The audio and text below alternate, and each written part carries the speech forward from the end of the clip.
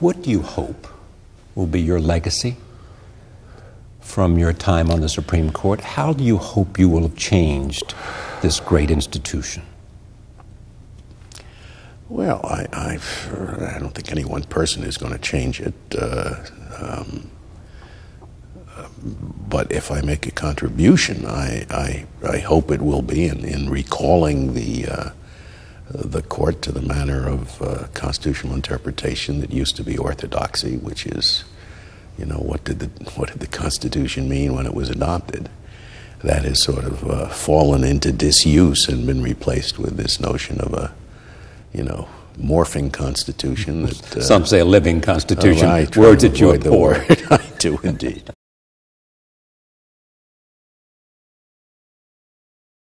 What a weird notion that a document changes its meaning from decade to decade, and it's going to be up to the judges to decide what it means, especially when this document makes an exception to democratic self-governance. When this document says, no, even if the people want to do certain things, they can't do it. I think it's a very strange notion that what those things are is going to be decided from time to time by unelected judges. It seems to me the normal way anybody reads a text is, what does it mean? And if it's an old text, what did it mean when it was written or when it was adopted? Which is why you have glossaries, for Pete's sake. My approach was orthodoxy. It only begins with the Warren Court that the people who believe in an evolving constitution really sweep the field. I'm sure there are some people who believed it before that. In fact, the first opinion to use what has been the major instrument for updating the Constitution, namely so-called substantive due process, the first opinion that did that was Dred Scott. I'm looking over your shoulder at a portrait of Chief Justice Taney. That is certainly not a happy ancestry of the doctrine. I think it shows you how it lends itself to abuse, to recreating the Constitution. Do you believe the kind of originalism and looking to the Constitution to be interpreted in the language of its time will change? Do you believe you'll see a time in which your ideas about this become majority again? Sort of wasting my time unless I don't have some forlorn hope in that direction. And I think, 20 years ago, originalism was nowhere to be found in the law schools. It was not even considered worth discussing by the law professors. They were so uniformly in the other camp, and that's not the case anymore. There are originalists at a number of prominent law school faculties. Not as many as the other view, but that's understandable. The other view is enormously attractive to judges because it empowers them to do good things. I mean, they're not wicked people. They have a view of what ought to be. And this view of the living Constitution enables them to say, well, since it ought to be, it is. That's what the First Amendment means. How could we have expected those founding fathers in writing that Constitution to have foreseen all that would transpire and speak to the times? And why shouldn't we expect them to create a document that was so broad and spoke to a generality that would be appropriate for all the changes to come? Oh, but I don't disagree with that. You're mistaking what my philosophy is if you think it does not allow the addressing of new phenomena which were unanticipated. I wrote an opinion a few terms ago that inquired into the question of whether the Fourth Amendment, the restriction against unreasonable searches and seizures, applied to a new technology that police departments have developed of infrared imaging. They can look into houses in effect, and see, in this particular case, it was a crude type of device. It could just tell whether there was heat being admitted. They found that the roof of one house was warmer than the roofs of the surrounding houses, and they figured that this person was using heat lamps to raise marijuana. And they got a search warrant based on that, and we threw the case out.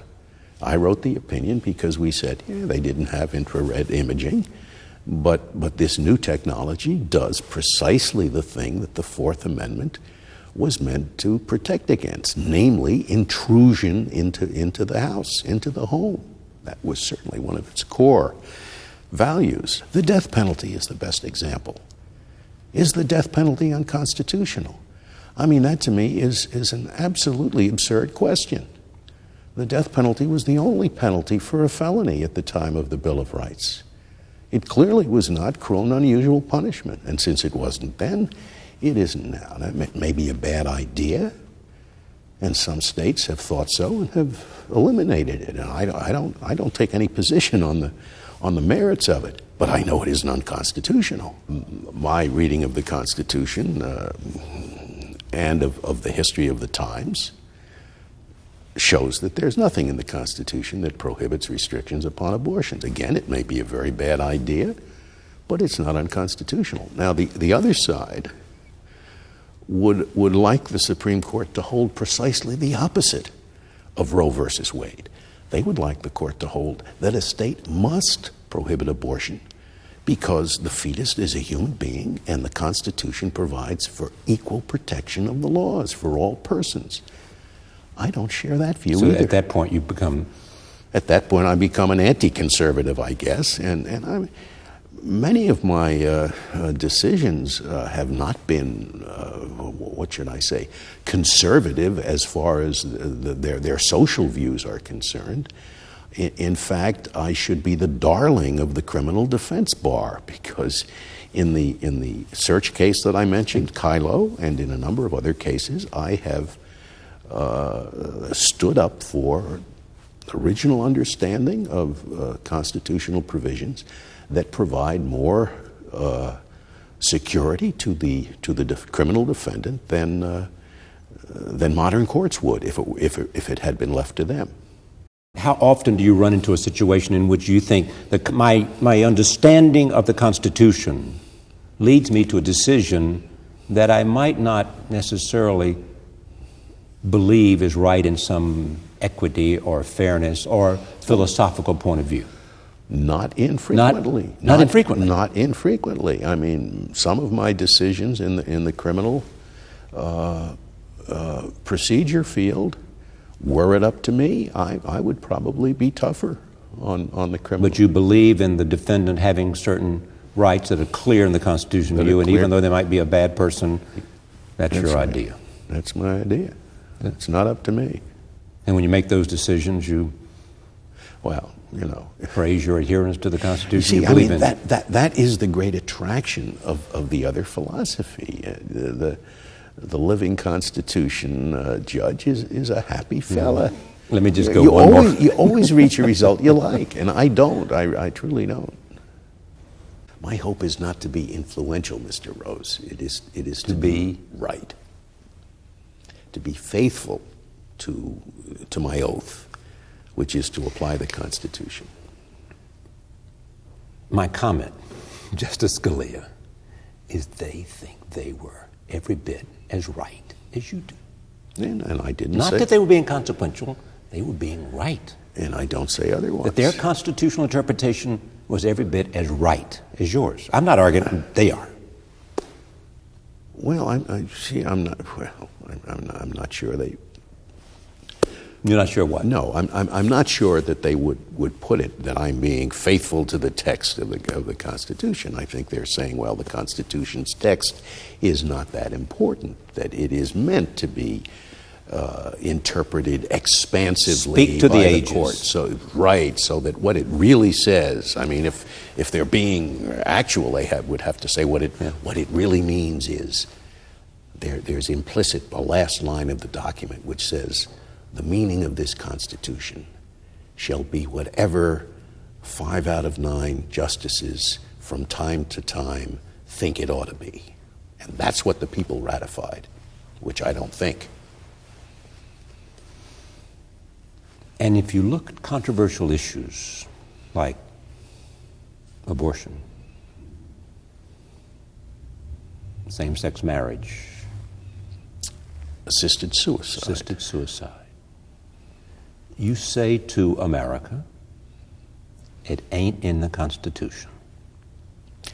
It's up to the legislature. Exactly. If you have a case to be made, go across the street to the Congress. Go to your neighbors, persuade each other, talk it over. Don't come to me Right. to ask me to decide these things. It's not the responsibility, and the founders never intended it, whether they knew anything about abortion or any other issue like gay marriage at the time or not. Exactly. Exactly. And why would you think I know more, because I'm a lawyer, about these profound philosophical issues, whether there ought to be a right to assisted suicide? What would make you think the judges have some peculiar insight into that philosophical question? I have no idea. Marvelous document, isn't it? Oh, it's a fantastic document. I'm not sure our people appreciate what a marvelous document Our people, it is. meaning the citizens of this country. The people. What don't they appreciate? Oh, I have a whole lecture on. I know you do. When I teach, you said I do some teaching, Yeah. and I teach in the summer for a couple of weeks. And what I always teach is separation of powers. The genius of the American Constitution is not. If you ask the American people, what about the Constitution? What do you like about it? And they'll say freedom of speech, no unreasonable searches and seizures, freedom of religion, the provisions of the Bill of Rights. Now, Bill of Rights is a great thing, but it's really the fruit of the Constitution and not the roots of it. Right.